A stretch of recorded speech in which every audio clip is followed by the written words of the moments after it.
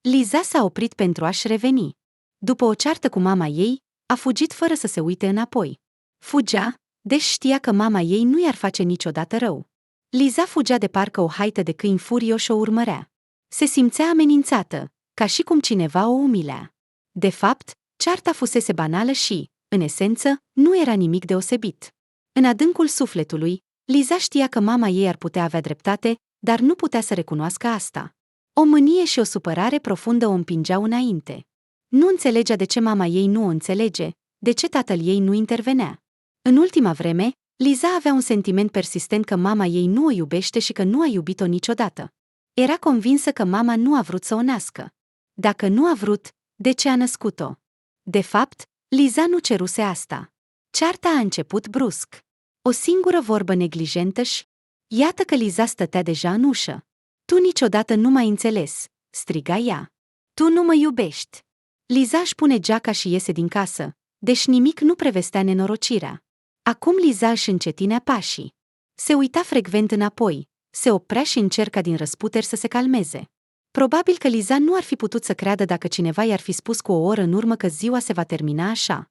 Ca de obicei, Liza se întorsese acasă după școală, se schimbase, mâncase și se închise în camera ei. Ar fi fost bine să se ocupe de studii, profesorul de economie recomandase o carte, dar nu avea deloc dispoziția necesară. Voia să se relaxeze puțin, să respire, să vorbească cu cineva, să discute despre orice, dar nu despre orele de studiu. Liza era pregătită să vorbească despre modă, despre cosmetice, să discute despre cum un băiat nu a sunat după o întâlnire și chiar să vorbească despre cât de prost s-a îmbrăcat profesorul de economie, despre orice, doar să nu fie despre studiu. Liza a aruncat caietul de notițe și a apucat telefonul, a scris un mesaj unei prietene, iar aceasta a propus să bea câte un cocktail seara. Liza a zâmbit fericită. Imediat a sărit în dulap să găsească ceva interesant, a scos pantofii dintr-o cutie plină de praf. Dispoziția necesară a apărut imediat, iar Liza s-a hotărât să facă ceva îndrăzneț, și anume să verifice cum stau cu banii. Liza a deschis aplicația de online banking și a înjurat într-un mod nu tocmai elegant.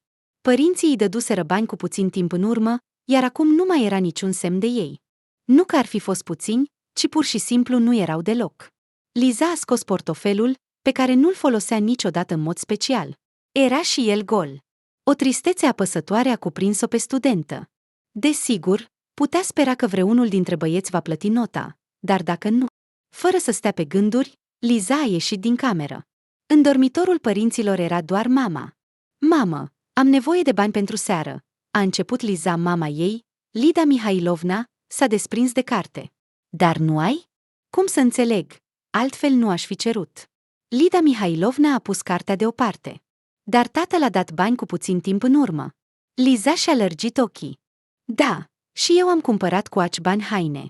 Dar pentru ce ai nevoie acum? Dacă cer, înseamnă că am nevoie. Lida Mihailovna a clătinat din cap. Nu crezi că cheltuiești prea mult? Liza nu știa ce să răspundă. Nu-i se părea că cheltuiește mult, dar știa că mama nu așteaptă un răspuns sincer. Trebuia să găsească o soluție, dar așa încât să obțină ceea ce dorea. A răspuns. Ei bine, probabil. Ce să fac? Totul e atât de scump. Ce anume? A întrebat Lida. Totul. Ai văzut prețurile? E de-a dreptul nebunie. Crezi că banii pe care i-a dat tata au fost cheltuiți pe prostii? Desigur. De fapt, am cumpărat totul pentru studiu. Lida Mihailovna a ridicat sprâncenele. Da? Și ce anume? Hârtie, pixuri, caiete. Manual. Profesorul de economie a spus astăzi să cumpăr o carte. Știi cât costă? 3.000. Interesant. Ce carte este aceasta? Ei bine, cum să-ți spun? Liza și-a mușcat buza. Despre economie. Și este absolut necesară. Și cum se numește? Poate avem noi? Nu avem așa ceva. Ce importanță are cum se numește cartea? Eu vorbesc despre altceva. Totul este foarte scump și e logic că cheltuiesc mult. Dar Lida Mihailovna s-a agățat de fiica ei ca o sanguină. Liza, ce carte îți trebuie? Dacă nu avem noi, există o mare probabilitate să aibă bunica. Nu mă amintesc. A început Liza să se enerveze. Cum e posibil? Nu-ți amintești pentru ce ai nevoie de bani? Liza a obosit și și-a trecut mâinile pe față. Oprește-te, Mamă! Lida Mihailovna și-a strâns buzele. Despre asta vorbesc. Ai început să cheltuiești prea mult. Spui că ai nevoie de o carte, dar nu știi cum se numește. Nu mă face idiotă. Eu nu am spus așa ceva. Am spus doar că am nevoie de bani. Iar cartea am adus-o ca exemplu. Exemplu pentru ce? Că totul în jur este scump și am nevoie de bani. Cum altfel? Mama a clătinat din cap. E timpul să crești, fiica mea. Banii nu cad din cer pentru noi, eu și tata. Nu e timpul să înceți să câștigi singură? Nervii întinși la maximum ai fetei păreau să se fie agățat de un obstacol. Corda s-a rupt, iar Liza a început să țipe. Excelent! Ai găsit o idee. Aș face-o cu plăcere. Dar de ce mi-ați trimis să învăț? Pot să renunț chiar acum și să mă apuc de muncă. Asta vrei? Lida Mihailovna a rămas calmă. Liza, știi că nu e așa. Atunci ce vrei de la mine? Nu pot să învăț și să lucrez în același timp. De ce nu? Cum? Când? Liza sufla de furie. Dimineața învăț, iar seara lucrez sau un weekend. Nu îți propun să lucrezi întreaga zi. Poți lucra partime. Ai auzit de așa ceva? Și nu va trebui să ne ceri bani. Până la urmă, noi plătim pentru studiile tale. Te îmbrăcăm, te hrănim. Eu nu cer să cumperi produse. Dar distracțiile tale, te rog, plătește-le singură. Ce distracții, dracului? Și pentru ce ceri acum bani? Din supărare, Liza și-a strâns pumnii. Ce-ți pasă? Liza, eu sunt mama ta. E o mare diferență. Pentru ce am nevoie, pentru aceea cer. Ei bine, dacă e un secret, va trebui să câștigi tu singură. A răspuns mama și a luat cartea înapoi în mâini. Liza s-a enervat. Dar cartea de economie? Din cauza ta nu voi obține creditul. Ne vom ocupa de cărți. Dacă nu avem așa ceva, întotdeauna putem găsi pe internet. Din fericire, trăim într-o vreme în care nu trebuie să alergăm prin biblioteci. În vremea noastră, era o zi de bibliotecă. Mamă, a șoptit Liza, întrerupând, nu am întrebat. Lida a tușit. De ce ai nevoie de bani? Pentru viață. Ceea ce îți dăm ar trebui să fie suficient pentru a trăi în totalitate. Dacă ar fi fost suficient, nu aș fi cerut. Înseamnă că nu ai nevoie atât de mult. De ce nu vrei să încerci să găsești un loc de muncă? Doar să încerci. Dacă nu-ți place, te poți da afară. Ești atât de deșteaptă. Și când ar trebui să trăiesc? De ce am nevoie de acești bani dacă voi fi ocupată tot timpul? O oră de studiu, o oră de muncă. Dar cum reușește Jeni? Ce Jeni? Dracului? Fiica mătușii Victoria. Îți amintești de prietena mea Victoria? Fiica ei Jeni, de aceeași vârstă cu tine. Apropo, învață pe buget.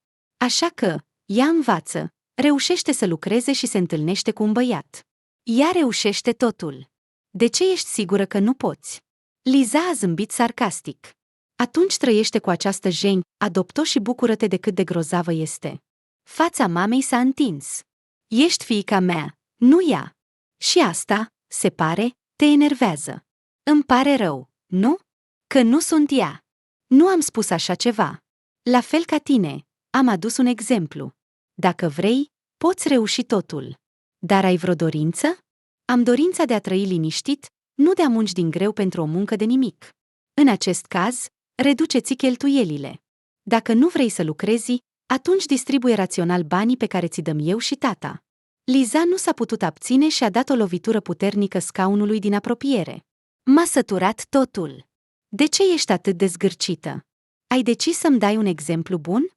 Bine, părinții prietenei mele Alina îi dau de 5 ori mai mulți bani, îi plătesc studiile și nu o forțează să lucreze. Nu vrei să iei exemplu de la ei? Probabil că sunt destul de bogați ca să-și permită asta. Iar noi, eu și tata, nu putem. Și, Liza, oprește-te din țipat. M-a săturat. M-a săturat. De ce ați adus un copil dacă nu puteți să-l întrețineți? Lida Mihailovna s-a cutremurat de parcă ar fi auzit o împușcătură. Liza, de ce faci asta? Cum? Adevărul te deranjează, nu? De ce mă vrei? Ca să câștig bani? Nu am nevoie de banii tăi, a strigat mama. Nu minți. De ce m-ai născut? Ai rămas însărcinată din întâmplare, nu? Atunci trebuia să faci avort, dacă nu voiai copii. Eu am vrut întotdeauna copii. Nu e adevărat. Urăști copiii și mă urăști și pe mine. Altfel, ai avea o atitudine normală față de obligațiile tale directe. Lida Mihailovna a încercat să se ridice în picioare, dar a căzut rapid înapoi. I s-a făcut rău. Aproape, a șoptit ea. Oprește-te! Ce să opresc? Din nou vei face pe bolnava? Ești ca întotdeauna. Se pare că am tensiune. A murmurat mama. Dacă ești atât de bolnavă, de ce ai născut? Îți răstălmăcești cuvintele. Vreau doar să înțelegi că banii nu vin din nimic.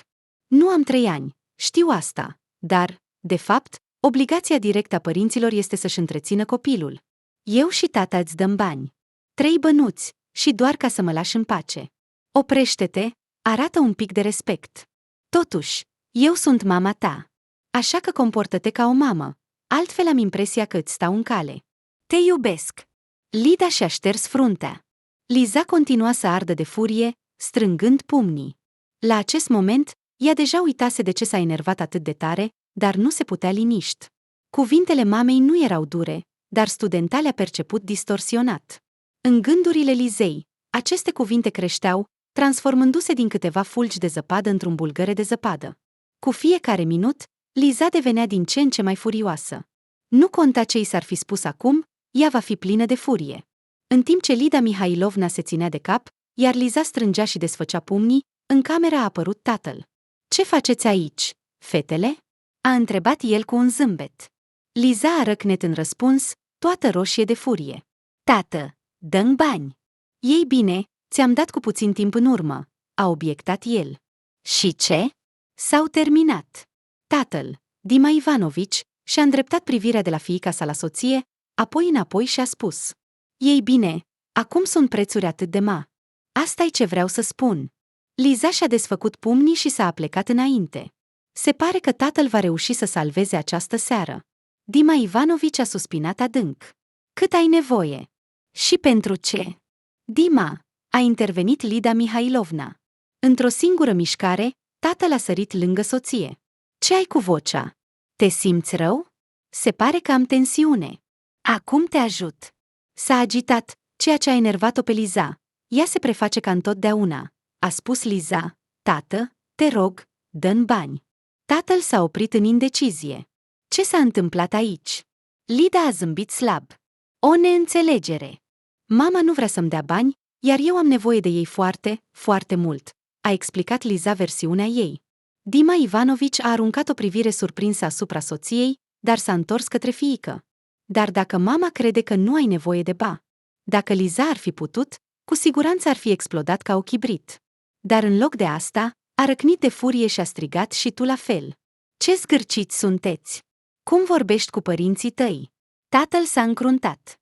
Nu sunteți părinți, nu mi-ați iubit niciodată și de fapt nu mi-ați vrut. Liza a aruncat o privire scurtă de dispreț și a plecat repede. După ce a alergat și a eliberat tensiunea, Liza a continuat să meargă. Deja încet, măsurat. După ce a părăsit casa, furia a atins apogeul, dar acum, după un timp, începea să scadă. Liza nu se simțea în continuare vinovată, ci mai degrabă se simțea pierdută și neimportantă. De fapt, nu banii o deranjau, ci altceva. Dar Liza nu putea să înțeleagă ce. Mergea pe marginea drumului, fără să-și dea seama de direcție. La un moment dat, a ridicat privirea și, dintr-o dată, amintirile au învăluit-o. Picioarele ei au dus-o de la sine la un mic iaz vechi, aproape abandonat. Lizei i-au revenit în minte vremurile când bunica trăia cu ei. Cu mult timp în urmă, când Liza era preșcolară, în apartamentul lor cu 3 camere locuiau 4 persoane. Mama, tata, Liza și bunica din partea mamei. Aceasta s-a mutat de la ei când Liza a început clasa 1. Sora fără copii a bunicii a murit, iar apartamentul ei a trecut la ea prin moștenire. Dar până la 7 ani, Liza, nepoata iubită, a locuit cu ei. Ce vremuri frumoase erau! Liza își amintește cum bunica o lua la plimbare la iaz și, fără să-și dea seama, a zâmbit. Ideea a venit destul de repede. Bunica Larisa nu ar fi procedat niciodată așa. Ea i-ar fi dat Lizei mai mulți bani decât a cerut și nu ar fi supus-o la întrebări stupide. Cum ar fi? De ce ai nevoie?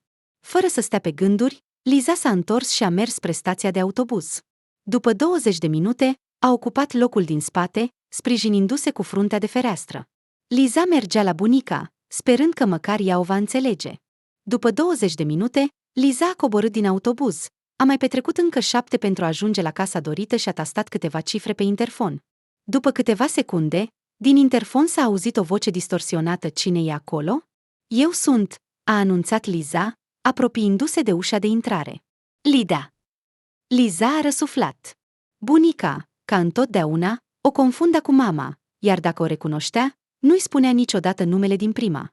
Liza și mama ei erau întotdeauna confundate de rude.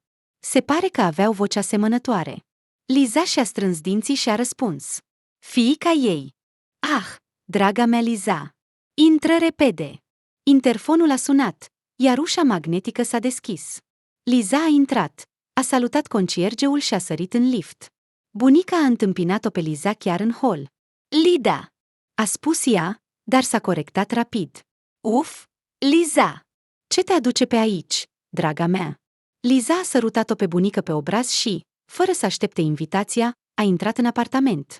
"Salut, bunico!" Liza s-a descălțat, s-a spălat pe mâini, deși nu voia, și a intrat în bucătărie. S-a așezat. Bătrânica a început să se învârtă în jurul ei, oferindu-i fie supă, fie ceai, fie chiftele. Liza a refuzat mâncarea, ceea ce, desigur, i s-a părut pensionarei ciudat. "Liza, dar nu ai față," a spus Larisa Pavlovna cu încredere. Liza s-a încruntat. "Aha, mama, dracului. M-a săturat." Larisa Pavlovna a clătinat din cap. Ce s-a întâmplat de data aceasta? Furia Lizei s-a trezit instantaneu. "Nimic special. Pur și simplu nu înțeleg. De ce îi trebuie un copil?"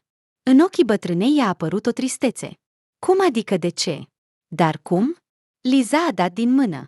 "Nu poți înțelege. În vremea voastră erau alte obiceiuri." "Dar, de fapt, de ce îi trebuie eu? Mi se pare că ea nu mă iubește deloc." "Ție ți se pare," a spus bunica cu strictețe. "Mama te iubește. Nu-ți poți imagina ce înseamnă pentru ea." Liza a râs. "Ce?" "Sunt sigură că a rămas însărcinată din întâmplare și a decis să mă păstreze, iar acum se chinuie." "Oprește-te! Ar trebui să-ți fie rușine pentru astfel de cuvinte." Liza a deschis ochii mari. "Bunico, de ce reacționezi atât de puternic?" Larisa Pavlovna și-a trecut o mână ridată pe față. "Ah, sper că nu i-ai spus asta mamei?" "Ce anume?" "Că ea nu te iubește." "Ei bine, poate nu cu exact aceste cuvinte, Liza?" "O, dacă ai ști." "Despre ce?" Larisa Pavlovna a tăcut mult timp. Expresia feței ei s-a schimbat, tensiunea a crescut vizibil. După câteva minute de tăcere, bătrânica a dat din cap, ca și cum și-ar fi confirmat gândurile. "Ești aproape adultă, poți să afli." Liza s-a tensionat. "Bunico, despre ce vorbești?" Dar ea părea că nu o ascultă pe Liza și continua să se gândească la ceva al ei. "Da, ești deja adultă," a repetat bunica Larisa, acum mai încrezătoare. "Așează-te confortabil. Am să-ți spun acum ceva." Larisa Pavlovna s-a ridicat și a plecat în cameră. Fără să stea pe gânduri, Liza a mers după ea, simțindu-se ciudat. În camera mare de oaspeți, ca întotdeauna, era foarte confortabil. Liza s-a așezat pe canapea, privindu-și bunica cu o întrebare în ochi. "Ei bine, m-am așezat. Ce vrei să-mi spui?" Larisa Pavlovna s-a așezat în fața ei, s-a mișcat puțin și s-a ridicat din nou. "Așa ceva e mai bine să asculți cu ceva liniștitor. Acum fac ceai." Bătrânica a dispărut în bucătărie, iar Liza a rămas singură în camera de oaspeți. Tăcerea a început să o apese pe cap, ticăitul ceasului o irita. Liza a privit în jurul camerei și, dintr-o dată, ceva a făcut-o să se ridice de pe canapea. S-a apropiat de un dulap lung. În spatele ușilor de sticlă se afla un set de vase de sărbătoare neatins de ani, figurine de porțelan, păpuși, mărunțișuri. În următoarea secțiune erau rame cu fotografii. Iată mama mică în uniformă școlară. Iată o fotografie cu bunicul decedat în uniformă militară. O fotografie cu Liza la vârsta de aproximativ 3 ani. O fotografie cu Liza, dar foarte timpurie, în copilărie. Liza a zâmbit singură, când deodată a observat o aluniță pe obrazul ei din trecut. Mâna s-a întins de la sine spre acel loc. Dar Lizei nu era nevoie să se apropie de oglindă pentru a ști că nu mai are nicio aluniță acolo. Liza a văzut de 1000 de ori această fotografie, dar niciodată nu s-a gândit la asta. Nu s-a putut abține și totuși s-a apropiat de oglindă pentru a-și vedea propria reflecție. Totul era corect. Nici o aluniță. Liza nu s-a uitat mult la sine și, în cele din urmă, doar a ridicat din numeri. S-a întors pe canapea, iar în acel moment bunica a venit cu un tavă. Iată, Liza, ceai, a spus ea. Liza a luat ceașca în mâini și a întrebat. De ce ai acele vase în spatele sticlei? Ei bine, acest serviciu valorează mult. Plănuiesc să ți-l ofer la nuntă. Liza a zâmbit. De ce mi-ar trebui un serviciu? Larisa Pavlovna a aruncat o privire neînțelegătoare asupra nepoatei. Ca amintire? Liza a dat din cap. Dar alunițele pot dispărea. Bunico? Ei bine, da, desigur, pot. Așa am crezut. Liza a sorbit din ceai. Ei bine, ce vrei să-mi spui? Larisa Pavlovna a urmat exemplul nepoatei, a încercat ceaiul. Voiam să-ți povestesc povestea ta. A mea? Se pare că eu ar trebui să povestesc așa ceva. Ceea ce-ți voi spune eu, nu pot ști. Liza s-a aplecat înainte. Bunico, despre ce vorbești? Hai, mai repede. De fapt, eu plănuiam să ies seara cu prietena. Bunica Larisa a clătinat din cap. Nu, Liza, în seara aceasta te rog să-mi dedici mie. Liza a vrut să protesteze, dar s-a oprit la timp. În orice caz, dispoziția nu mai era aceeași, iar pantofii au rămas acasă. A scos telefonul, a scris un mesaj prietenei și a oprit sunetul dispozitivului. Bine, voi rămâne astăzi la tine. Iată, e bine. Larisa Pavlovna a privit mult timp ceașca. Era evident că îi era greu să înceapă, dar, luându-se în mâini, a început totuși să vorbească. Vreau să-ți povestesc povestea familiei tale. Și ce e de povestit? A dat din numeri Liza. Până nu asculți, nu vei ști. Măcar spunem despre cine va fi vorba? Despre părinții tăi. Și astfel, Larisa Pavlovna a început, în sfârșit, povestea. Am născut-o pe Lida târziu, la 30 de ani. A născut un copil sănătos și mare. Lida mea a crescut, s-a schimbat repede. La 6 ani, ea le-a arătat rudelor noastre că nu există nimic mai de preț decât familia. Nu este un secret pentru nimeni că fetele iubesc să se joace cu păpușile. Așa că Lida a adorat pur și simplu păpușile ei. Cu toate acestea, spre deosebire de colegele ei, și chiar de mine la vârsta ei, era prea preocupată de ele. Nu uita niciodată să-și hrănească păpușile, să le dea apă, să le pună pe oliță. La început, nu am dat importanță acestui lucru, dar mai aproape de 12 ani am realizat, totul acesta era vocația ei. Mama ta s-a născut pentru a deveni mamă. Aceasta este vocația și scopul ei în viață. Știam, chiar așteptam că se va căsători de vreme. Știam că îmi va dărui cu siguranță nu un singur nepot. Cu toate acestea, mai aproape de 16 ani, a început să se îmbolnăvească frecvent. Liza a deschis ochii mari. Bunico, dar asta e sigur despre mama mea? Larisa Pavlovna s-a încruntat, dând de înțeles că nu ar trebui să o întrerupă, dar a răspuns totuși. Sigur. Mama îi place să se preteze, a replicat Liza, dar ea este complet sănătoasă. Și de fapt, nu-i plac copiii. Crezi că eu nu cunosc bine fiica mea? A întrebat bunica, strângându-și ochii. Liza a dat din numeri. Dar mama a fost întotdeauna sănătoasă. Așa a devenit acum. Îi place să manipuleze cu faptul că are o tensiune oarecare. Din adolescență, mama ta a avut o sănătate slabă. Nu se poate, a spus Liza, oarecum nesigur. Părinții tăi nu vor să te supere, dar asta e adevărul. Bătrânica a clătinat din cap. Așa că vei asculta povestea mea?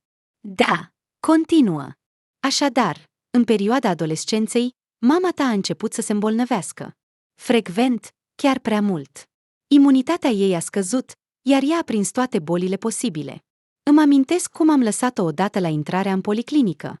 M-am temut că înăuntru va prinde ceva. Și ce crezi? A reușit să găsească o singură fetiță care a fost lăsată și ea lângă policlinică. S-au împrietenit repede și au început să vorbească. Știi de ce au lăsat-o pe acea fetiță la ușa? Pentru că se îmbolnăvea frecvent, iar mama ei nu voia să o contamineze pe altcineva. Îți poți imagina? Liza a lăsat un suspin, dar și-a reprimat rapid. Liza era supărată pe mama ei și nu era pregătită să vorbească despre ea într-un mod pozitiv. A șters zâmbetul de pe față și a întrebat. Am îmbolnăvit-o, nu? O lună întreagă. Liza nu a rezistat și a râs. Nu mă îndoiesc. Larisa Pavlovna a clătinat din cap. Atunci aveam îndoieli. Foarte multe. Aclea și-a curățat gâtul. Așadar, despre ce vorbeam? Ah, da. Lida a avut de atunci o sănătate slabă. Medicii au promis că va trece, dar, din păcate, virusurile s-au lipit de copil. Cu toate acestea, în ciuda faptului că Lida s-a îmbolnăvit frecvent la școală și apoi la universitate, acest lucru nu a împiedicat-o să fie o elevă diligentă. După ce a terminat școala, s-a înscris la universitate la Facultatea de Educație. Din copilărie, a visat la un copil al ei, dar în această privință nu s-a grăbit. La început, voiam să întâlnesc un bărbat bun, să-l iubesc, să mă căsătoresc și abia apoi să mă ocup de creșterea copiilor. Cu viitorul meu soț, Lida s-a cunoscut la una dintre petrecerile studențești. Dima studia la aceeași universitate, dar la o altă facultate. El studia pentru a deveni lingvist, dorind să devină traducător în viitor. Dima a fost pasionat de limba japoneză încă din copilărie. După ce s-au cunoscut, s-au interesat imediat unul de celălalt și, bineînțeles, totul a început să se dezvolte rapid. Liza a întrerupt-o pe bunica. Dar tata nu este japonez. Larisa Pavlovna și-a strâns buzele. Nu toate visurile sunt destinate să se împlinească. Dar visul mamei s-a împlinit. Numai că a fost acel vis adevărat? Mă refer la nașterea copilului. Crede-mă, a fost adevărat, a spus bătrânica cu încredere și severitate. Eu nu aș spune asta. Liza, încetează să mă întrerupi. Bunica s-a supărat în sfârșit. Atunci voi spune și tu îmi vei pune toate întrebările tale. Așadar, relația tinerilor s-a dezvoltat rapid. Nimeni nu se îndoia că se vor căsători. Totuși, nunta a fost amânată. Atât pentru Lida, cât și pentru alesul ei, era important să obțină o educație. Dar aproape imediat după absolvire s-au căsătorit. Nunta a fost minunată, dar chiar și în acea zi, Lida se simțea rău. Tensiunea arterială scăzută nu-i permitea să se distreze pe deplin. Dar asta nu a împiedicat-o pe Lida să se bucure sincer de sărbătoare. Era convinsă că aceasta era cea mai bună zi din viața ei. În general, nunta a fost un succes. Dima a găsit un loc de muncă aproape imediat, iar Lida nu a stat degeaba. Tinerii căsătoriți au muncit câțiva ani, iar în sfârșit a venit vremea lor. Lida și Dima s-au hotărât, în sfârșit, să aibă un copil. Ce fericiți erau! Dima continua să lucreze, iar Lida se pregătea treptat pentru concediul de maternitate. Dar planurile rareori se împlinesc complet. Liza a dat din cap. Ce ai spus? Adică, după câțiva ani de la absolvire. Dar ei m-au născut mult mai târziu. Totul este corect. Și vei afla de ce, dacă nu te vei mai întrerupe. Dima și Lida au început să se pregătească pentru a deveni părinți. Lida citea cu entuziasm cărți despre copii. Dima a început să aleagă căruciorul și lucrurile pentru copii. Totuși, sarcina nu apărea. Lida nu părăsea cabinetele medicilor. Dima încerca să-și păstreze calmul, dar totuși se vedea că îi era greu din cauza asta. Își dorea un copil la fel de mult ca și soția sa iubită. Timpul trecea. Anii se scurgeau fără să-și dea seama. Medicii ridicau din numeri. Lidei se prezicea infertilitatea. Totuși, într-o zi s-a întâmplat o minune. După atâția ani de încercării, mii de lacrimi și zeci de isterii, Lida a rămas în sfârșit însărcinată. Liza a întrerupt din nou. Bunico, dacă spui asta pentru a sugera că mama a vrut foarte mult un copil, nu ajută. Conform planului tău, ar trebui să mă emoționez, nu-i așa? Că mama m-a dorit atât de mult, dar eu nu cred asta. Vrei să spui că eu te mint? Liza s-a simțit stânjenită. Nu, dar această poveste nu o justifică pe mama. Se presupune că a vrut atât de mult un copil și iată că a rămas însărcinată. Și ce? Liz, acesta este doar începutul poveștii mele. Bine, tac. S-a încruntat Liza. Lida era în al 7-lea cer de fericire. După atâția ani de încercării, în sfârșit a reușit să rămână însărcinată. Nu a reușit să-și ascundă bucuria și a început să le povestească tuturor cunoscuților. Apoi, mult timp a crezut că aceasta a fost o greșeală fatală. La 15-a săptămână de sarcină, Lida a avut un avort spontan. A fost foarte greu de suportat. În acea perioadă, Lida și soțul ei locuiau împreună cu noi. Bunicul tău era încă în viață atunci. Era greu cu locuințele pe atunci, dar în general nimeni nu era constrâns. Parțial, asta a fost chiar bine. Lida a avut multă susținere. Totuși, cu greu chiar și susținerea întregii lumii ar fi ajutat-o pe sărmana mea. Pierzând copilul, parcă și-a pierdut și ea însăși. Recuperarea a durat câteva luni. Lida continua să meargă la doctori, avea grijă de sănătatea ei și nu își pierdea speranța. Dima și Lida s-au ridicat din nou și încercau să gândească pozitiv. Nimeni nu știe ce anume i-a ajutat în acea perioadă. Rugăciunile mele, dorința sinceră a tinerilor de a deveni părinți sau susținerea bunicului tău. Sau poate, o adevărată minune. Lida a rămas însărcinată pentru a doua oară. Și totul a început din nou. Fericire, planuri grandioase, pregătiri pentru camera copilului și lacrimi. Lacrimi amare, mari, sărate, ca marea moartă. A avut un avort spontan. A doua oară. Era complet distrusă. Dima încerca să o susțină, dar și el suferea în acea perioadă. Toată lumea avea de suferit. Liza a dat din ochi. Bunico, nu crezi că însă și universul era împotriva lor să aibă un copil? Liza, ce spui? Mă gândesc. E totul ciudat. Niciun lucru ciudat. Ți-am spus, sănătatea mamei tale a fost întotdeauna slabă. Și ce urmează? Când a rămas în cele din urmă însărcinată. A treia oară. Larisa Pavlovna și-a strâns buzele. Dar tu cum crezi? Ei bine, probabil, a treia. Am ghicit. Bătrânica a dat din cap. Nu? Nu cumva a fost a patra? Lida a avut 4 avorturi spontane și a rămas însărcinată abia la a 5-a încercare. Liza și-a aplecat privirea. Ceva asemănător cu rușine a străpuns-o în inimă. A spus încet. În acea perioadă, mama probabil era foarte tristă. Toți eram triști. Și mama, și tatăl tău, și bunica ta, și bunicul Polinei tatălui. Toți erau șocați și nu puteau accepta asta. Dar binele este că tot ce este bine se termină bine. Așa este. În general, mama, în sfârșit, a rămas însărcinată, nu-i așa? Și ce s-a întâmplat mai departe? Ascultă și nu întrerupe.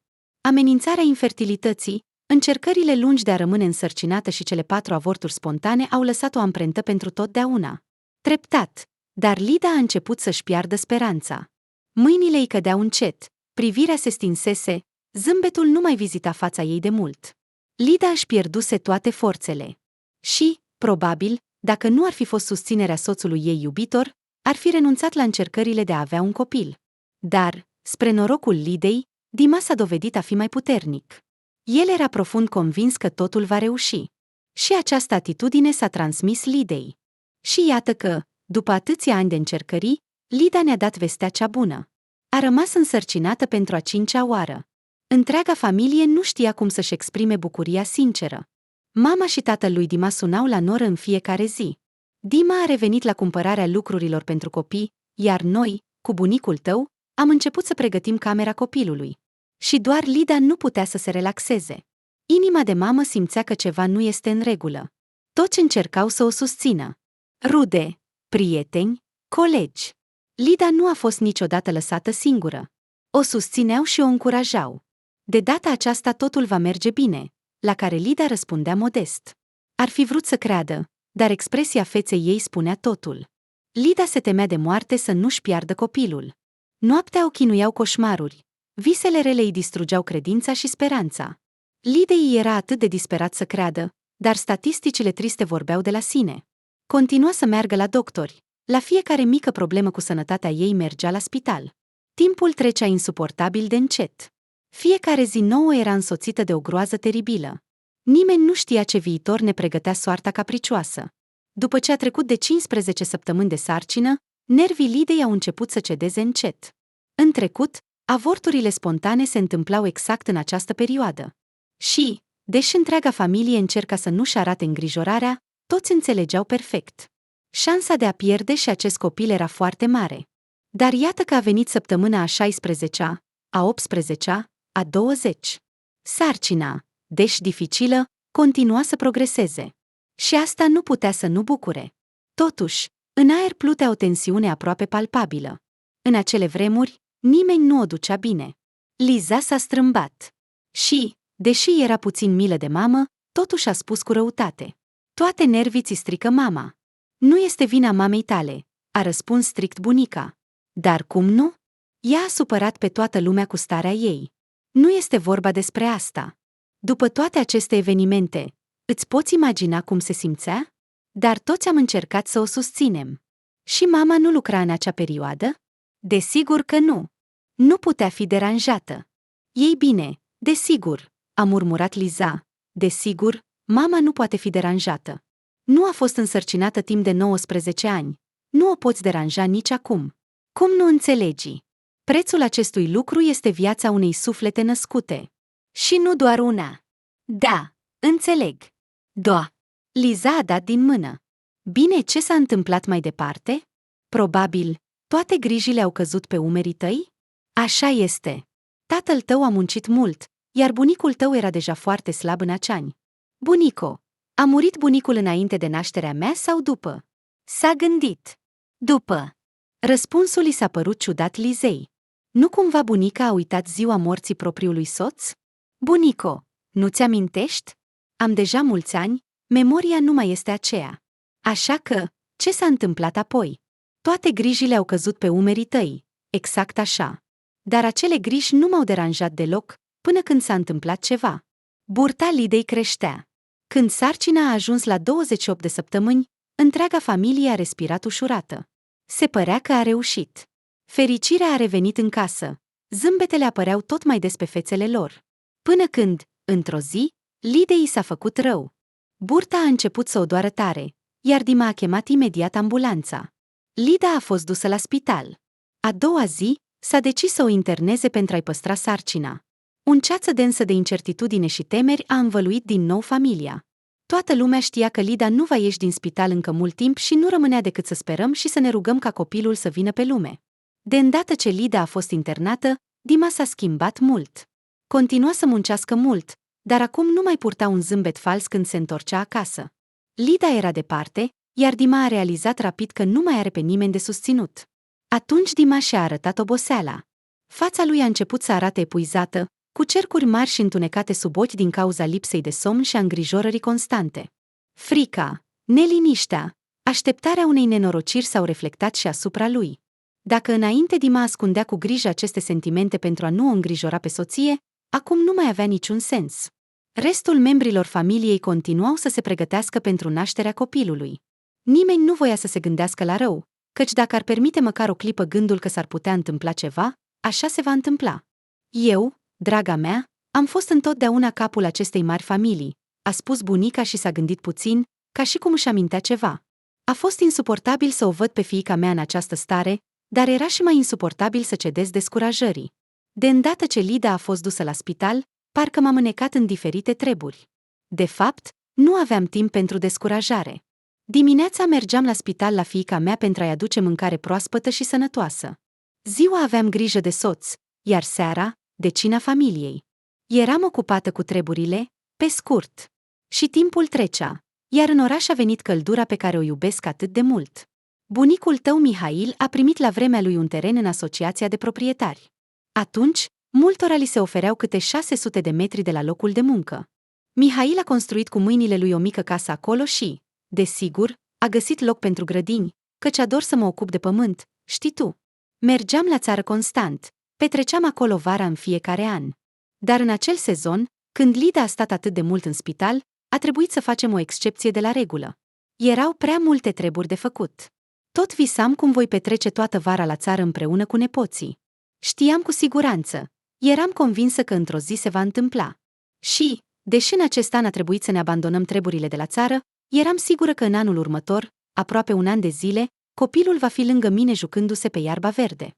Aceste gânduri și vise calde mă ajutau să rămân pe linia de plutire. Timpul continua să treacă. Până la nașterea fiicei mai era foarte puțin, iar în inima mea s-a așezat o speranță caldă. Să vină Lida să nască și totul se va aranja. Într-o zi caldă și frumoasă, întorcându-mă de la spital, am descoperit ceva ciudat. Era sâmbătă, zi liberă pentru Dima de obicei, își petrecea ziua la spital cu Lida, iar seara mă ajuta să am grijă de soțul bolnav. Dar ei erau la spital, nu era acasă. O neliniște m-a cuprins, o bănuială sau o temere. Dar m-am adunat și am decis să aflu ce s-a întâmplat. Am găsit telefonul mobil în geantă și mi-am pus ochelarii. Aproape un an în urmă, ginerele meu mi-a făcut un cadou, un telefon mobil. Atunci părea un fel de cărămidă, nu ca cele de acum, unde butoanele mici de pe ecranul neted sunt deja greu de distins. dar uram acest dispozitiv diabolic. Totuși, nu puteam să nu recunosc că era o unealtă convenabilă. Încruntându-mă, am format numărul de telefon al ginerele. Alo? Alo? S-au auzit tonuri, făcându-mă să mă strâng de tensiune. În cele din urmă, s-a auzit vocea lui Dima. Da. Dima, salut, a spus Larisa ezitând. Unde ești acum? Larisa Pavlovna, ce faceți? Sunt la muncă. Dar cum așa? Astăzi este sâmbătă. Ei bine. Am luat o muncă suplimentară. Pur și simplu am uitat să vă spun. De ce te miri? Nu este prima dată. Asta e adevărat. Dar de obicei mă anunți. Nu ți-am spus? Ai uitat. Iartă-mă, soacră. Am zâmbit involuntar. Bine, bine. A fost Lida? Desigur. De dimineață, imediat ce a început consultația. Nu a spus nimic? Nu am întrebat-o. Am fost, m-a asigurat el. Am ratat vreun zi? Mă ofensezi. Iartă-mă, iartă-mă. Pur și simplu inima nu-mi este în regulă. Da, ai nevoie de odihnă. Ar fi minunat. Ah, cât de mult mi este dor de țară. Poate, cândva mă vei duce acolo, măcar pentru o zi? Dima a tăcut. Ei bine, nu știu. Acum nu este un moment potrivit. Bine, ai dreptate. Pe curând, Dima, închid legătura. Bine, bine. Ne vedem, soacră. El întotdeauna mă numea așa, a zâmbit bunica. La acel moment, Liza deja încetase să mai pună întrebările ei capcană și s-a cufundat complet în atmosfera trecutului, care, datorită bunicii, se ridica în fața ei. Așadar, conversația cu ginerele a liniștit-o puțin pe Larisa, iar ea s-a întors la treburile obișnuite. S-a ocupat de soțul bolnav, a pregătit cina, iar seara a venit fără să-și dea seama. Deodată, s-a auzit un sunet suspect. Larisa a găsit imediat sursa sunetului, geanta. Și, mai exact, din nou blestematul telefon mobil.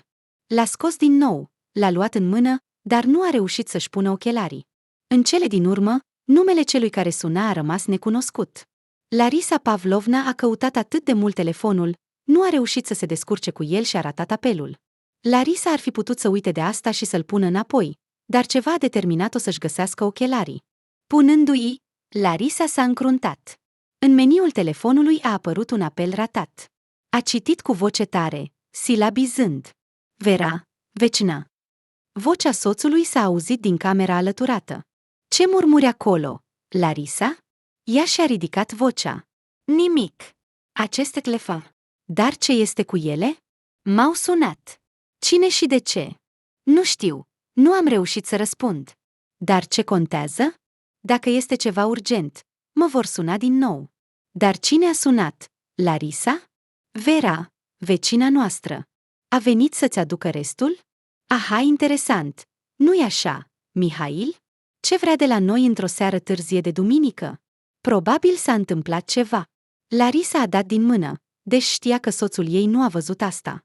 Oh, te rog, ce s-ar putea întâmpla? Probabil nu știe cum să lege acele roșii noi. Așa că sună-o. Dar de ce să sun? Ca să întoarce sufletul cu poveștile ei despre grădină? Nu. Larisa, dar dacă casa noastră arde, trebuie neapărat să suni. Cine știe ce s-ar putea întâmpla? Oh, bine. Spui și tu. Încruntându-se, Larisa a apăsat pe butonul de apel. După un minut, vocea vecinei s-a auzit. Larisa, ești tu? Cine? Tu m-ai sunat, Vera? A suspinat greu. Am sunat, da. Cu aceste telefoane nu te poți descurca. Nu spune. Ce s-a întâmplat? Ah, da. Voiam să-ți spun ceva despre ginerele tău. Despre Dima? S-a alarmat Larisa. Ce ai putea să-mi spui despre el? Noi nu mergem anul acesta. Tu nu mergi. Vecina a zâmbit ciudat. Dar Dima tău stă aici, parcă nici nu a plecat. Nu cumva s-a apucat de grădinărit? E ciudat. Și m-am gândit că ar fi bine să-ți spun. Nu se poate. Dima este ocupat cu munca. Are soția însărcinată. Te-ai confundat cu cineva? A răspuns Larisa, uimită. Dacă m-am confundat, atunci e și mai rău. Înseamnă că pe parcela voastră s-a așezat cineva străin. Așteaptă, așteaptă. Vrei să spui că l-ai văzut pe Dima chiar pe parcela noastră? Ești sigură? 100%. Dacă l-aș fi văzut doar o dată, nu aș fi sunat. Cine știe, poate am visat. Dar îl văd aproape în fiecare zi, mai ales seara. Iată, și astăzi a fost aici. Ah, nu știu ce să spun. E greu de crezut. Dar așa este, Larisa. Ar trebui să te ocupi de asta, să afli de ce vine. O voi face. Dar când se va întoarce acasă, voi afla totul. Ariska, ai înnebunit? Nu te gândi la asta. De ce? Pentru că nu-ți va spune adevărul, va minți și nu se va rușina. Fă mai înțelept. Urmărește-le. Crezi că așa va fi mai bine? Sunt sigură. Și te voi ajuta în asta. Te sun când aflu că a venit. Așa că fii pe fază. Mulțumesc, Vera, a murmurat Larisa, stânjenită. Dar sper că te-ai confundat. Ce să spun? Sper bine, pe curând. Trebuie să plec. Larisa a lăsat telefonul deoparte cu mâinile tremurânde. Apelul vecinei a făcut-o să se îngrijoreze. Deși, părea că nu s-a întâmplat nimic criminal. Dar a venit și a venit. Cine știe, poate a uitat ceva din anul trecut. Sau poate vrea să-i facă o surpriză soacrei iubite? Da, cel mai probabil așa era. Încercând să nu panică înainte de vreme, Larisa a suspinat greu. Din camera alăturată s-a auzit vocea soțului. Ei bine, ce? Ai vorbit cu vecina? Da. Și ce a fost? Nimic deosebit. A sunat să mai povestim. Nu te îngrijora. În acea seară, Dima s-a întors acasă, ca și cum nimic nu s-ar fi întâmplat.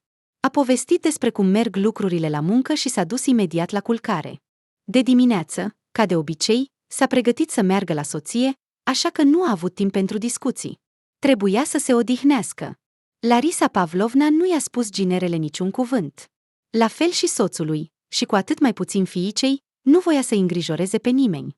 După 3 zile, din nou s-a auzit apelul telefonului mobil, acest dispozitiv diabolic, pe care Larisa acum aproape că nu-l mai lăsa din mână. Șoaptele vecinei au anunțat: Dima tău a venit din nou. Larisa a mulțumit, a întrerupt legătura și a plecat. După 40 de minute, Larisa tremura în trenul electric, iar după încă o oră se afla în microbuz. Și iată că Larisa, ca un ninja, se furișa spre propria parcelă. Se simțea prost, dar ce era de făcut? S-a apropiat și, când s-a pregătit să treacă prin poartă, a auzit o voce cunoscută. Larisa s-a ascuns în cel mai apropiat tufiș și a început să observe. Dima a ieșit de pe terenul parcelei, a întors la dreapta și a început să meargă pe lângă pomii înfloriți. La stânga lui era un șanț, iar la dreapta, verdeața copacilor. Lent, dar sigur, Larisa l-a urmat. Se simțea ca o adevărată idiotă. O femeie adultă, aproape bunică, dar se comporta ca o fetiță mică. Nu putea înțelege ce se întâmplă și încotro se îndreaptă Dima. Totul era atât de ciudat, parcă într-un vis. Astfel, Dima, fără să bănuiască că are un urmăritor, a mers aproape 1 kilometru. Larisa s-a mirat când a realizat că el nu intenționa să părăsească terenul asociației. S-a oprit lângă parcela unei femei cu care Larisa era puțin familiarizată. Se pare că o chema fia Anna, fia Lena. Larisa nu-și amintea exact, știa doar că această tânără era de aceeași vârstă cu Lida și că soțul ei murise recent. Terenul acestei Anna sau Alena fusese primit de la tatăl ei, dar el nu mai venea aici. Odată oprit, Dima s-a uitat speriat în jur. Și într-adevăr, era foarte ciudat. După aproximativ 5 minute, din spatele porții a ieșit însă și proprietara casei, iar burta ei de gravidă s-a arătat puțin mai devreme. Larisa Pavlovna nu se aștepta deloc la asta și, din uimire, temându-se să-și dezvăluie prezența, și-a acoperit gura cu mâna. Larisa s-a uitat mai atent. Ea a ieșit și, deodată, s-a aplecat să-l sărute pe Dima pe buze.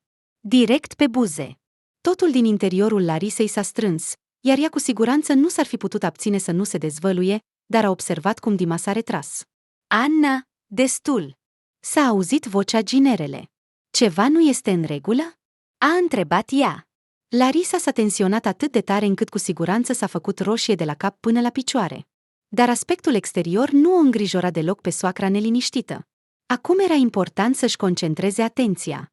Stăteau lângă poartă, iar tensiunea din conversația lor era palpabilă și se transmitea chiar și Larisei. Știi ce, Totul acest. A făcut un gest vag cu mâna. Bine, ești bine? Totul este în regulă. Doar că mi-e dor de tine. Dar, te rog, oprește-te. A suspinat greu. Bine, hai să mergem la tine. Nu, am venit doar pentru puțin, să te vizitez. Ce mai faci? Cum sunteți? Am spus că totul este bine. Nu ca la Lida ta.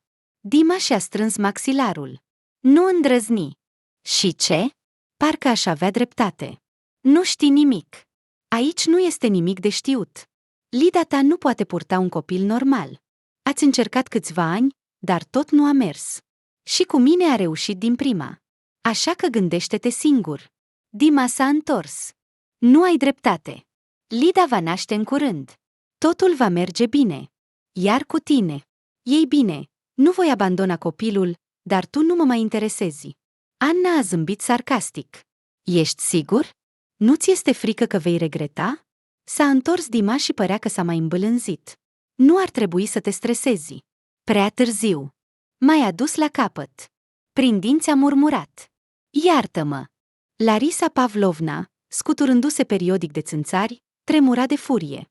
Nu cumva Dima, acel Dima, atât de bun și atât de amabil, cel mai bun ginere din lume, și-a găsit o amantă? Larisa Pavlovna nu se putea controla. Până într-atât încât nu s-a mai putut stăpâni și a sărit din tufișuri. Bravo! A strigat ea, bătând din palme. Bravo! Dima! Pur și simplu 5 puncte. Așa lucrezi, nu-i așa? Oare pentru romanele cu vecinele de la cabană se plătește mult? Cum ai putut? Măgarule! Câine! Lida te iubește, iar tu, cum ai îndrăznit? Măcar te-ai fi rușinat să cauți o amantă aici, la cabanele noastre. Nu pot să cred asta. Ochii amantei s-au lățit. S-a apucat de burtă și a făcut câțiva pași. Nu știa. A ciriit ea. Taci din gură. Eu am auzit tot. Nu doar că știi despre Lida, dar îndrăznești să râzi de problemele ei. Ești și tu femeie, viitoare mamă. Și nu ți este rușine? Anna a făcut câteva ture în jurul axei sale și, neștiind cum să se apere, s-a tras și a alergat spre casă. Poarta s-a închis cu zgomot. După câteva secunde, s-a auzit și un pocnet la ușa de intrare. Larisa Pavlovna, roșie de furie, și-a îndreptat privirea spre ginerele uimit. Nu ai nimic de spus?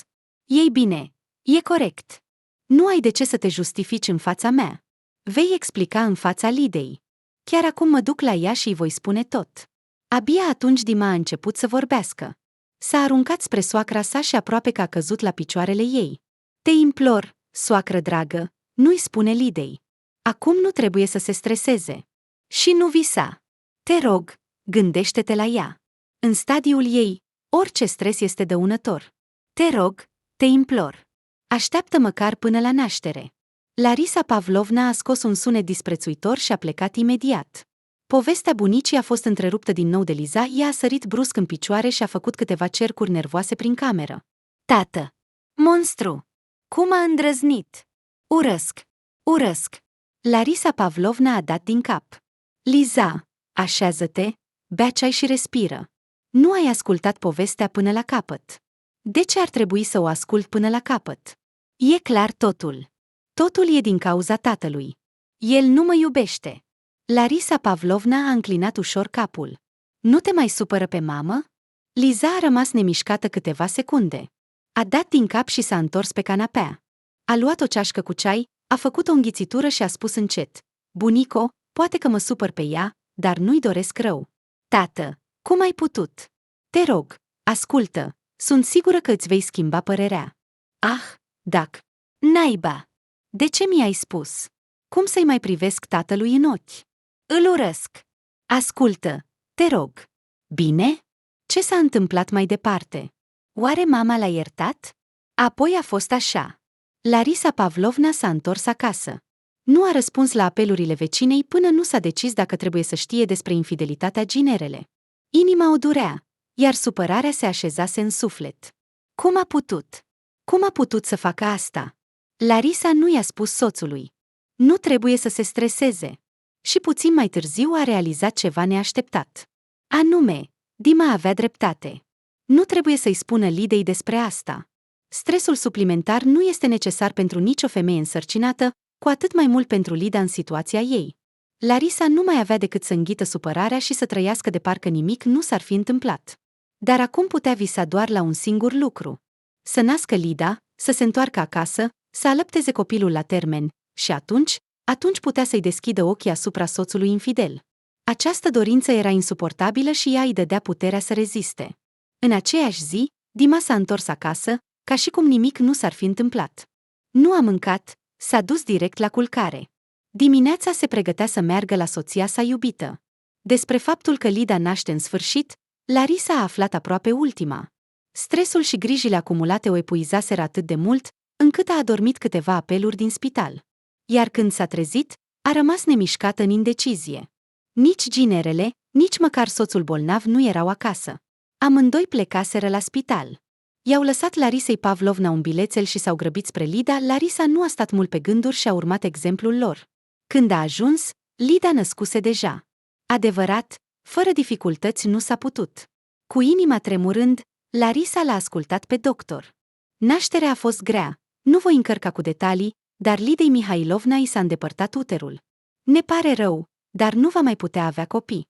A asculta astfel de cuvinte era greu. Se simțeau ca și cum o duzină de cuțite ascuțite s-ar fi înfipt direct în inima de mamă.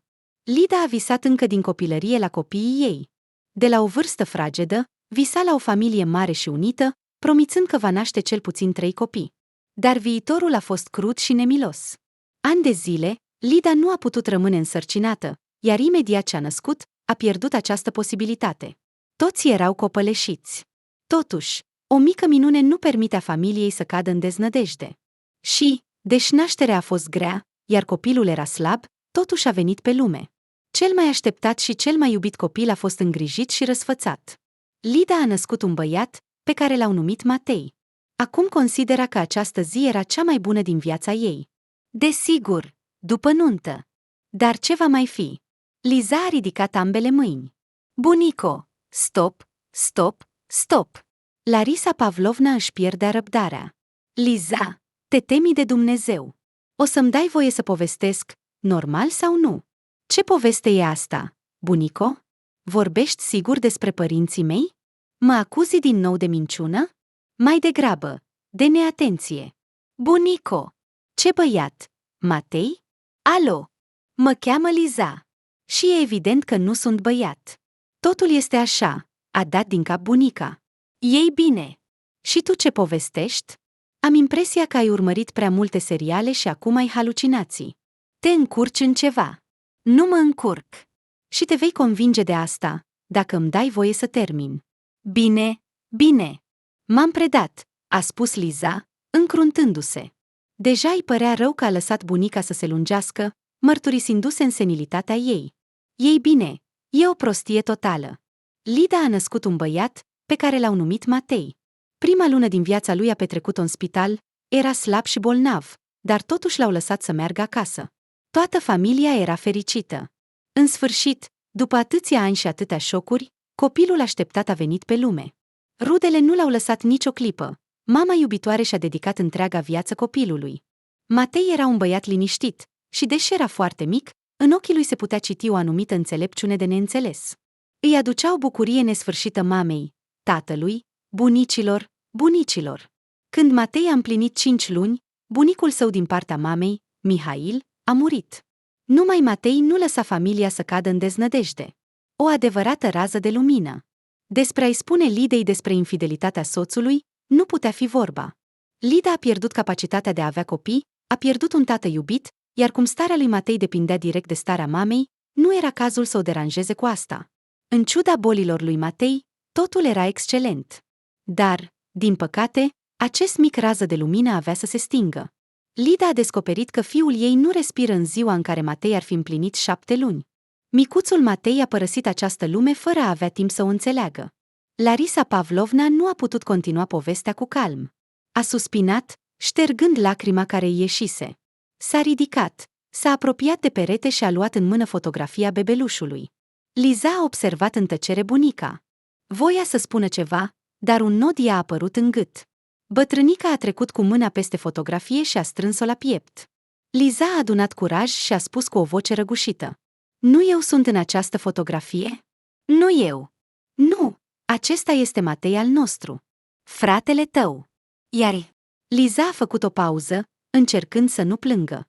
Doar astăzi am observat pentru prima dată alunița de pe obrazul lui. M-am gândit cât de ciudat. Eu nu am această aluniță. Dar am decis că pur și simplu a dispărut. În copilărie, ați fost foarte asemănători. Probabil. Dar, bunico, cum am apărut eu, dacă mamei i-au îndepărtat uterul? Dăm câteva minute și îți voi spune tot.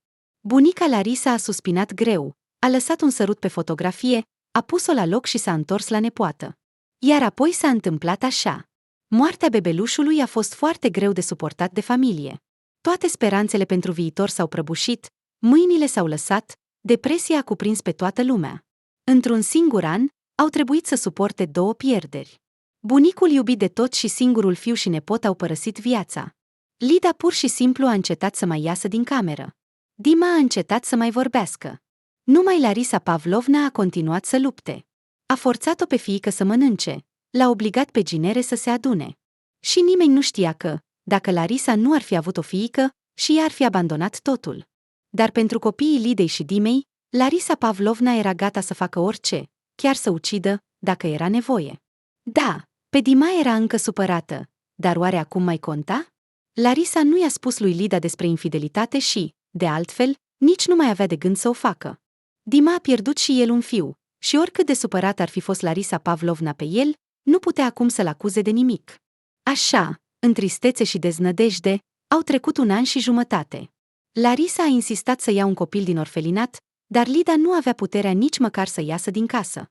Părea că viitorul era acoperit de nori întunecați și nici lui Larisa nu i-ar fi reușit să-i alunge. Lucrurile mergeau prost și, probabil, ar fi devenit și mai rău, dacă într-o zi nu s-ar fi întâmplat ceva. Într-o seară rece de toamnă, cineva a sunat la ușa apartamentului. Lida, în acel moment, ca de obicei, zăcea epuizată în camera ei. Dima tocmai se întorsese de la muncă, iar soacra Grijulie îl obliga să mănânce măcar o treime din cina pregătită. Auziți sunetul. Larisa s-a dus să deschidă. Pe prag stătea o femeie necunoscută, complet udă.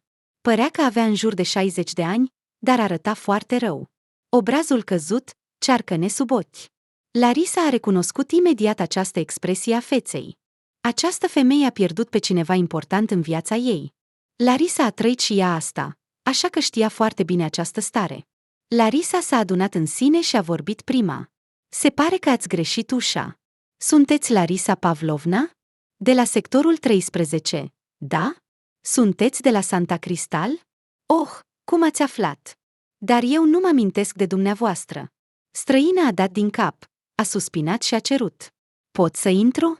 Larisa Pavlovna a dat din cap confuză. Bineînțeles. A condus-o pe oaspete în bucătărie și s-a grăbit să-și anunțe familia. Avem oaspeți, o femeie necunoscută a venit și se pare că a avut o nenorocire. Dima a rămas să stea la masa din bucătărie, iar după câteva minute a apărut, ca o fantomă, Elida. Era palidă, fața ei era lăsată, iar mâinile îi tremurau. Elida a spus, mama a spus că s-a întâmplat ceva. Cine ești? Străina s-a cutremurat. Totuși, probabil, totul era scris pe fața mea. E. Și a suspinat. Pentru început, cum te cheamă? A întrebat Larisa. Mă cheamă Galia. Fiica mea, anecica mea, a murit acum o lună. Și-a închis fața cu mâinile și a început să plângă. Larisa Pavlovna a prins privirea lui Dima, se pare că amândoi au înțeles despre cine era vorba. În același timp, fața Lidei s-a întins, iar ea a întrebat. De la noi, da? Personal nu am cunoscut fiica dumneavoastră, dar am văzut-o de câteva ori. Ce groaznic! Dumnezeule! Ce s-a întâmplat? Pneumonie! Groaznic! Lacrimile au început să-i curgă pe obra. S-a apropiat de nefericită și a îmbrățișat-o. Înțeleg durerea dumneavoastră. Galina s-a retras. Mulțumesc! Mulțumesc! Dar, odată ce vei afla de ce sunt aici, vei pierde respectul pentru mine. Problema este că fiica mea, Anea, ea. Atunci Dima a făcut un pas înainte și a spus repede, înainte ca această femeie să apuce să spună ceva. Anea a născut un copil de la mine, a recunoscut el. Iartă-mă, Lida, iartă-mă. Lida a aruncat o privire șocată asupra soțului, dar nu a urmat nicio scenă. Probabil că pur și simplu nu mai avea puterea. Ea doar și-a strâns buzele și l-a întrebat pe Galia în șoaptă. Fiica dumneavoastră, ea a născut cu adevărat de la soțul meu? Dar acum nu mai era. Dar ce este cu copilul? Totul este bine. Din fericire, sănătatea copilului este în regulă. Dar eu nu mă descurc. Și a început din nou să plângă. Lida s-a întors spre Dima așa deci. Ce să spun? Personal, nu am nimic de spus. Credeam că mă iubești. Te iubesc mai mult decât viața. Pur și simplu eu. Iartă-mă. Nu știu ce m-a apucat atunci. Ne-am întâlnit pur întâmplător. A fost în perioada în care am suferit al 4-lea avort. Cine m-a făcut să împărtășesc cu ea suferințele mele? Mi s-a părut că ea, ca vecină și ca femeie, va înțelege și va oferi un sfat bun, iar ea mi-a propus o afacere. A spus că ar putea să poarte copilul pentru noi. În acea zi am băut mult și, în general, un demon m-a împins și am acceptat. Iar după ce s-a întâmplat totul, ea a început să-și revendice drepturile, spunând că nu are de gând să-mi dea copilul și că, în general, trebuie să mă căsătoresc cu ea. I-am dat imediat de înțeles că iubesc doar soția și că nu o voi părăsi niciodată, și nu am putut să-mi iert asta. Nu am putut să-mi iert infidelitatea, dar nici nu am putut să recunosc, deoarece tu ai rămas însărcinată aproape în același timp. Nu am vrut să te stresez. I-am explicat Anei că între noi nu va fi niciodată nimic, dar nu voi abandona copilul. Ne-am întâlnit în secret la cabană, dar între noi nu a mai fost nimic niciodată. I-am lăsat bani pentru copil. Apoi, Matei a murit și nu am putut să mă adun. Am pierdut legătura cu ea.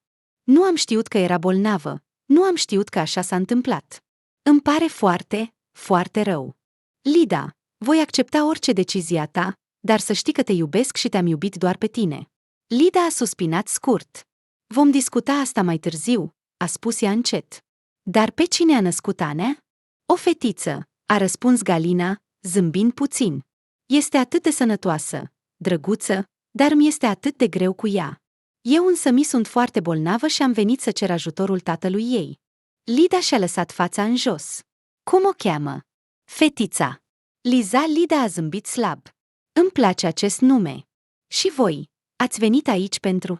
Vreți să ne dați copilul, nu-i așa? Fața Galinei s-a schimbat, iar o crampă i-a strâns trăsăturile aspre. Sunt foarte bolnavă. Moartea fiicei m-a distrus complet. Simt că mi-a mai rămas puțin timp. Sunt gata să-i dau fetița unei alte familii. Cu părinți buni. Cu tatăl ei, îi va fi mai bine decât cu mine, bătrâna. Știu că ați pierdut un copil. Și m-am gândit, poate, veți avea milă de un copil nevinovat. Lida s-a ridicat în picioare, iar în ochii ei a strălucit brusc încrederea și chiar bucuria. Sunt gata pentru asta. Până la urmă, aceasta este fiica soțului meu. Și eu am visat întotdeauna la un copil. Și, în general, ce contează cine pe cine a născut? Cel mai important este cine l-a crescut. Iar eu o voi iubi ca pe a mea. Dima a rămas fără cuvinte. Ești gata să mă ierți? Vom discuta asta neapărat. Mai târziu, a spus ea sec. Dar acum vreau să-mi văd fiica. Larisa Pavlovna, care a tăcut până acum, s-a ridicat în urma fiicei. A îmbrățișat-o, a strâns-o la piept și a început să plângă. Dar acestea erau lacrimi de fericire. Aceasta este chemarea ta. Am știut întotdeauna că vei fi o mamă bună. Această fetiță va deveni a noastră. Știu. Nu am văzut-o, dar deja, se pare, o iubesc. Liza a lăsat ceasca deoparte, căci îi tremurau mâinile. S-a îmbrățișat și și-a strâns genunchii la bărbie. Mama, ea nu-mi este de sânge. Eu sunt fiica amantei tatălui. Practic, totul este așa. Dar, Liza, mama ta rămâne mama ta. Te-a crescut, te-a educat, te-a iubit și te iubește nebunește. Ți-am povestit tot asta pentru ca niciodată în viața ta să nu mai ai gânduri că mama nu te iubește. O iubește foarte, foarte mult. Sper că acum ai realizat asta. Liza a ridicat ochii plini de lacrimi și regret spre bunica. Ce proastă sunt! Mama! Mămica mea! Bătrânica a vrut să-și îmbrățișeze nepoata, dar nu a apucat. A sunat soneria la ușă. Cine a venit în acest ceas? A întrebat ea supărată și s-a dus să deschidă, murmurând în sinea ei. S-a auzit un zgomot, agitație, Iar după câteva minute în camera de oaspeți au apărut părinții Lizei, Lida și Dima. În ochii Lidei era panică. Cu o voce tremurând a spus: fetița noastră, eu și tata am gândit și am realizat. Am greșit. Tu ai fost mai înțeleaptă decât noi. Noi suntem părinții tăi și trebuie să te întreținem. Și ea a întins fiicei o bancnotă mare, bine pliată. Iată, ia! Aceasta este tot ce putem oferi. Sper că îți va fi de ajuns. Și iartă-ne! Liza și-a șters lacrimile cu mâneca și a alergat spre părinți. Iertați-mă! Eu am fost cea care a greșit. S-a strâns la pieptul lor, plângând, dar mai tare. Sunt doar o proastă răsfățată. Nu am nevoie de niciun ban. Am nevoie doar de voi. Bunica mi-a spus tot. Mama, tu mă iubești încă, ca pe a ta. Adevărat. Mămico? Lida a rămas șocată. Bunico, ce? Ce a făcut? Oh, desigur, fetița mea, ce să zici, drăguță. Liza s-a strâns și mai tare la ea, fără să înceteze să plângă. Tata, dar mama, te-a iertat, nu? El a suspinat greu. Da. Așa cum vezi, imediat după ce am finalizat actele pentru tine, am vorbit cu ea, ne-ai unit pe toți mai puternici. Mama m-a iertat și de acum sunt sigur, ca nimeni altcineva în această lume. Liza a respirat ușurată. Bine, iertați-mă. Nu voi mai vorbi așa și nu mă voi mai comporta așa. Nu am nevoie de bani. Voi lucra singură și vă voi da eu bani. Lida a râs călduros. Ei bine, nu. Ocupă-te de studii și trăiește. Trăiește liniștită și nu te îngrijora de nimic, fetița mea. Te iubesc atât de mult. A spus Liza și și-a îmbrățișat și mai tare părinții. Și ce contează, de sânge sau adoptivi, căci adevărata iubire nu cunoaște nici tampile, nici limite.